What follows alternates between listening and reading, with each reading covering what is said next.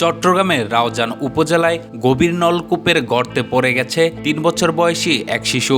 শিশুটিকে উদ্ধারে কাজ করছে ফায়ার সার্ভিসের সদস্যরা। আজ বুধবার ২৮ জানুয়ারি সন্ধ্যায় রাউজানের কদলপুর ইউনিয়নের ৭ নম্বর ওয়ার্ডের জয়নগর গ্রামে এ ঘটনা ঘটে।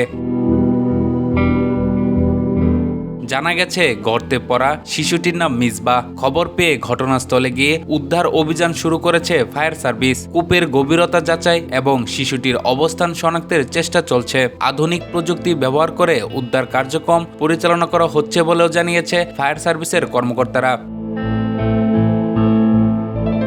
এদিকে সামাজিক মাধ্যমে ছড়িয়ে পড়া একটি ভিডিওতে দেখা গেছে, ফায়ার সার্ভিস আসার আগে টর্চ লাইট ও গাছের ডাল ব্যবহার করে শিশুটিকে উদ্ধার বা ধরে রাখার চেষ্টা চালান স্থানীয়রা।